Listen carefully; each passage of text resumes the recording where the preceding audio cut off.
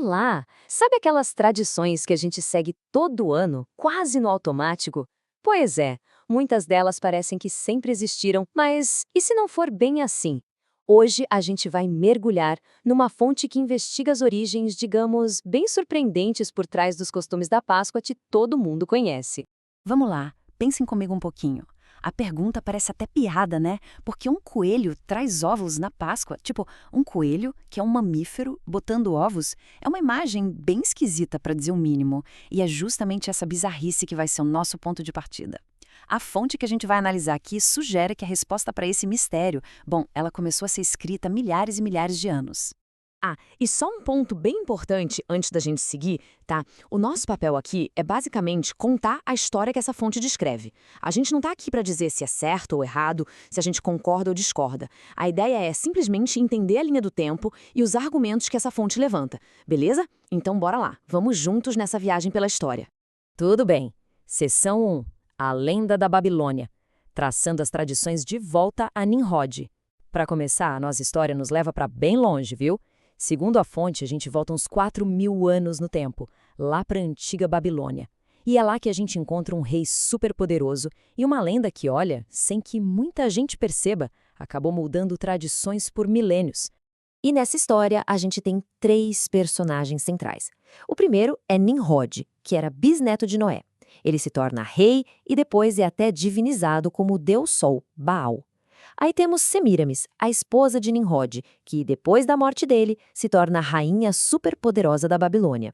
E para fechar o trio, vem Tamuz, o filho de Semíramis. A história que contavam é que ele era a reencarnação do próprio Nimrod, concebido, acredite se quiser, pelos raios do sol.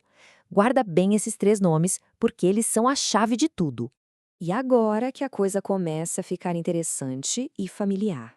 A lenda diz que Semiramis, que também era conhecida como Ishtar, teria surgido de um jeito bem inusitado, de um ovo gigante que caiu lá no rio Eufrates. Isso mesmo, um ovo.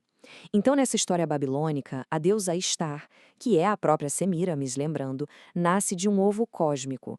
Para aquele povo, era um símbolo muito, mas muito forte de fertilidade e renascimento. Ok, se prepara, porque agora vem a origem, segundo essa lenda, do coelho da Páscoa, e é bem maluca. Dizem que a primeiríssima coisa que Star fez depois de sair do seu ovo foi transformar um pássaro num coelho. Mas não um coelho qualquer, um coelho que continuava botando ovos. Pois é, não era um coelho de verdade, era um pássaro transformado por magia que, inacreditavelmente, continuou com sua habilidade de botar ovos. É uma história fantástica que, de repente, conecta a deusa Star àqueles dois símbolos de uma vez só, o coelho e o ovo. Beleza, próxima parte. Conectando mitos a práticas modernas. De Star para Easter. Ok, então a gente tem uma lenda antiga, uma deusa, um coelho mágico, tudo bem. Mas a grande pergunta é, como é que essa história, lá da Babilônia, viajou no tempo e de alguma forma chegou até as celebrações de Páscoa de hoje em dia? Pois é, a fonte que a gente está analisando traça umas conexões que são, no mínimo, surpreendentes.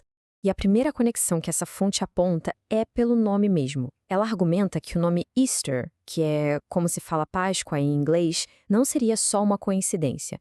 Na verdade, seria uma possível evolução, uma derivação do nome da deusa babilônica da fertilidade, Ishtar. Ishtar, Easter. A semelhança no som é o ponto de partida aqui. E olha só, esse quadro resume de uma forma bem clara as principais conexões que a fonte propõe. Por exemplo, os 40 dias da Quaresma. Segundo a fonte, estariam ligados aos 40 dias de luto por Tamuz, que morreu com 40 anos. E o presunto na mesa de Páscoa. Seria uma lembrança do javali que matou Tamuz. E os ovos coloridos. A fonte os associa a rituais de sacrifício para Istar, onde os ovos eram mergulhados em sangue. Pesado, né? Até mesmo os cultos ao nascer do sol, segundo eles, estariam conectados à adoração de Baal, o deus Sol, e de Istar, a deusa do leste. Agora vamos para a sombra do sol, símbolos duradouros na arquitetura. Porque, segundo a fonte, a influência desses símbolos antigos não para só nas tradições da Páscoa, não. Ela vai além. Se estende de uma forma bem surpreendente para a arquitetura, coisas que a gente vê todo dia, especialmente em lugares de grande importância religiosa. Vamos pegar, por exemplo, o obelisco. Para a maioria das pessoas, é só um monumento, um ponto turístico, certo? Mas na interpretação desta fonte, a origem dele é bem mais específica e profunda. Seria um símbolo antigo de adoração ao sol, um potente símbolo de fertilidade e poder ligado diretamente a Baal. O significado literal, segundo eles, seria eixo de Baal ou até mesmo o órgão reprodutor do deus Sol. E essa conexão fica ainda mais explícita quando a gente compara o antes e o agora. A mesma forma exata que era erguida lá nos templos do Egito Antigo para honrar o deus Sol, Ra, hoje em dia está bem no coração de algumas das cidades mais poderosas do mundo. A gente encontra obeliscos em Washington, em Londres, em Paris e, sim, no Vaticano. A fonte basicamente nos convida a perguntar por que essa continuidade, qual o motivo? E aqui vem, talvez, a alegação mais ousada da fonte. Ela afirma que o próprio design da Praça de São Pedro, lá no Vaticano, não é aleatório. Seria, na verdade, uma roda solar gigante de 8 raios, um símbolo pagão do Sol, com o obelisco egípcio, o tal eixo de Baal, posicionado exatamente no centro. É uma afirmação bem forte, ligando um dos locais mais sagrados do cristianismo a um simbolismo completamente diferente. Tudo bem, vamos para a parte final, a conclusão da fonte. E a pergunta que fica é: a origem importa mais que a intenção? Porque depois de apresentar toda essa história, todos esses símbolos, a fonte muda um pouco o foco. A questão deixa de ser histórica e passa a ser mais teológica. Basicamente, o que importa de verdade na adoração? É a origem de um símbolo ou é a intenção que a pessoa tem no coração ao usá-lo hoje? E, para sustentar esse argumento, a fonte recorre a esta passagem bíblica de Deuteronômio. A instrução ali parece bem direta, né? Não adorarás ao Senhor teu Deus daquele modo. Ou seja, não se deve adorar a Deus usando os mesmos rituais, os mesmos costumes que outras nações usavam para adorar os deuses delas. O ponto crucial, segundo essa leitura, é não imitar os métodos, o como eles faziam. E com isso, a gente chega ao argumento central da fonte, que é o seguinte: o que importa, no fim das contas, é o significado original dos símbolos, pelo menos do ponto de vista divino que eles apresentam. A intenção sincera, moderna, de uma pessoa não seria suficiente para purificar um símbolo.